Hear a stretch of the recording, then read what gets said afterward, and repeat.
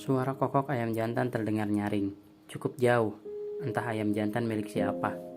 Mentari sudah mulai terasa panasnya. Beberapa sinar yang disorotkan berhasil menelusup ke kamar-kamar lewat jendela. Beberapa yang lain hanya mampu memanggang genteng, muka jalan, dan segala apapun yang ada di luar ruangan. Pagi itu cerah, awan hanya berarak pelan di beberapa titik langit. Biru terang lebih banyak mendominasi. Anggrek menguap lebar, matanya masih hangat menahan kantuk. Semalam tadi dirinya tak langsung terlelap. Entah, ada saja buah pikiran yang mengganggunya, terutama soal anak kecil yang ditolongnya kemarin siang. Tentang siapa dia, tentang bagaimana kondisinya, dan siapa keluarganya.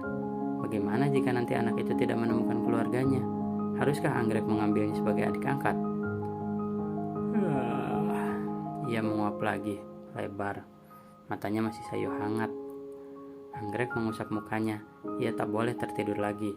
Harus bergegas ke warung, bergantian dengan ibunya.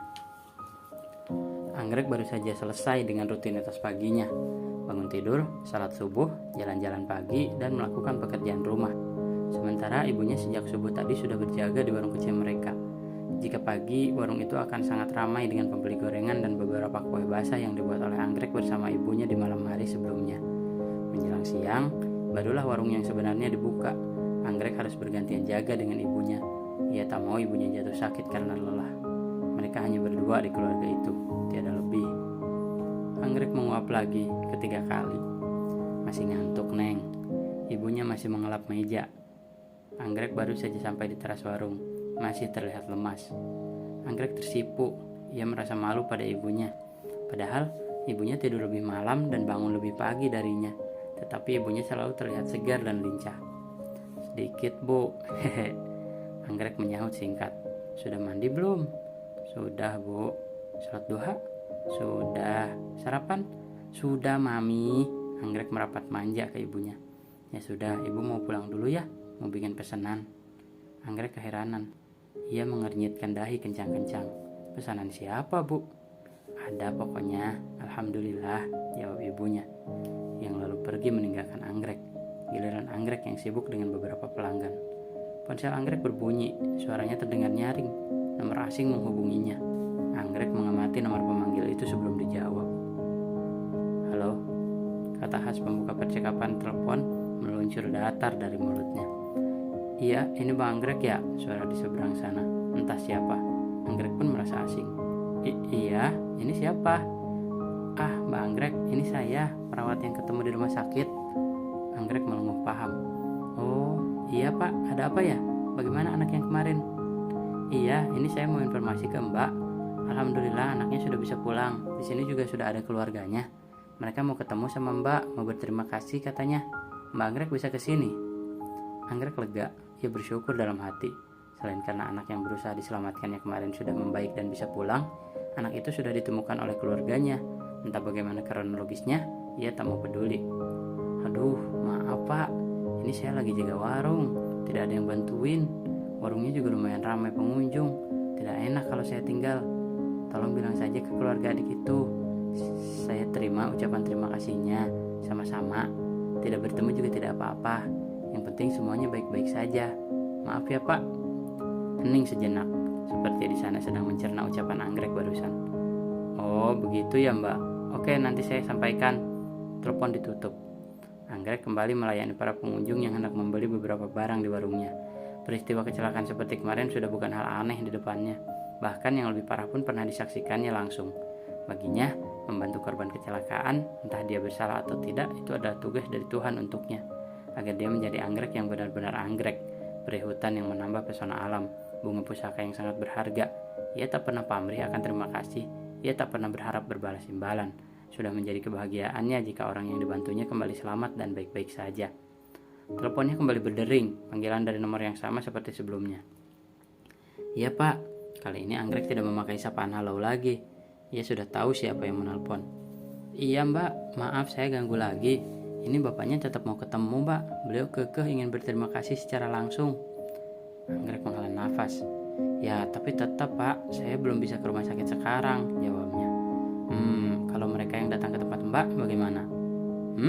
Anggrek kurang jelas mendengar. Panggilan di telepon kadang hilang-hilang, kadang juga lemah. Perawat di seberang sambungan telepon itu pun mengulang ucapan yang sama. Jadi Mbak Sherlock aja ke nomor saya ini. Mbaknya tunggu saja di sana ya. Oke deh Pak, sebentar ya. Oke Mbak, terima kasih ya. Maaf mengganggu. Anggrek tersenyum, seolah senyumnya terbaca oleh perawat pria itu. Telepon kembali ditutup. Anggrek kembali disibukkan beberapa pembeli usai mengirim sinyal lokasinya ke nomor yang 2 kali menghubunginya hari ini. Tidak lama, datanglah sebuah minibus dan berhenti di depan warungnya tepat. Anggrek tidak terlalu peduli, sudah biasa jika banyak kendaraan berhenti di depan warung kecilnya itu, entah hendak belanja, bertanya alamat, atau hanya sekedar menumpang parkir. Beberapa orang keluar dari mobil itu, salah satunya anak gadis kecil yang ditolongnya kemarin. Barulah Anggrek bangkit dan beranjak menyambut. Ia berpikiran pasti dirinya yang akan mereka temui. Anggrek sedikit kaget ketika perawat pria yang kemarin berbincang singkat bersamanya juga ikut mengantar mereka. Assalamualaikum, ucap seorang pria yang tadi mengemudikan minibus, menyuruh masuk ke teras warung, diikuti yang lain. Waalaikumsalam, Anggrek menyambut dan menerima uluran salam mereka satu persatu, termasuk perawat pria itu, termasuk adik kecil yang ditolongnya. Silakan duduk Pak, Bu, lanjutnya. Mereka bertiga duduk, anak kecil itu di pangku ayahnya. Satu nampan berisi 4 gelas air mineral berembun bersuhu rendah disajikan Anggrek, ditemani beberapa potong kue wafer yang diambilnya dari lemari dagangan. Jangan repot-repot, Neng, ucap salah seorang dari mereka, seorang perempuan. Ah, tidak apa-apa kok, Bu. Malah saya minta maaf, suguhannya seadanya. Anggrek membalas, lalu kemudian ia pun ikut duduk. Sebenarnya bapak dan ibu ini bukan asli sini, Mbak Anggrek. Makanya saya juga ikut mengantar, biar tidak salah belok. Hehe. Jelas si perawat disertai guyon. Iya, Neng, kami di sini karena Mawar. Anak kami ini mau liburan ke pantai dekat sini.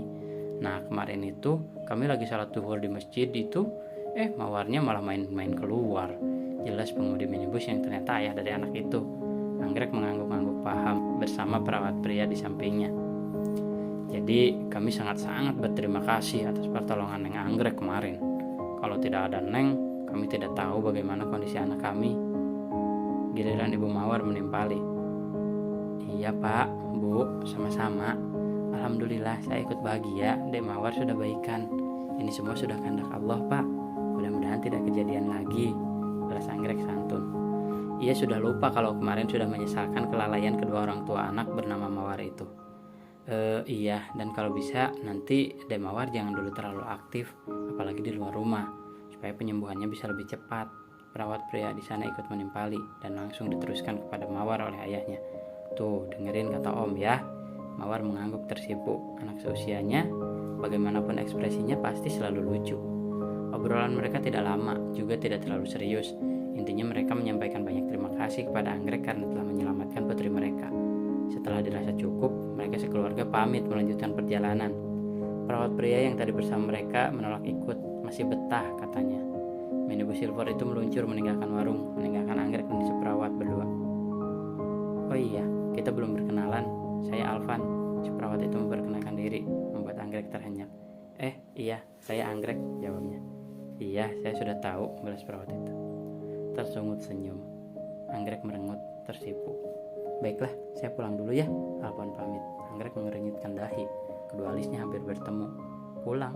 Kenapa tidak bareng bapak tadi? Bapak itu kan mau ke pantai, beda arah dengan rumah sakit tempat aku kerja. Lagi pula, aku ingin kenalan dulu, hehe.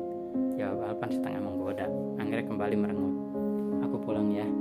Oh iya, jangan panggil aku Pak Perawat lagi ya. Panggil saja Alvan. Sebuah mobil angkutan umum dicegatnya. Alvan ikut bersama mobil tersebut. Anggrek melambai sambil tersenyum. Ia pun senang dengan perkenalan itu. Bukankah bertambah teman itu baik? Begitu pikirnya.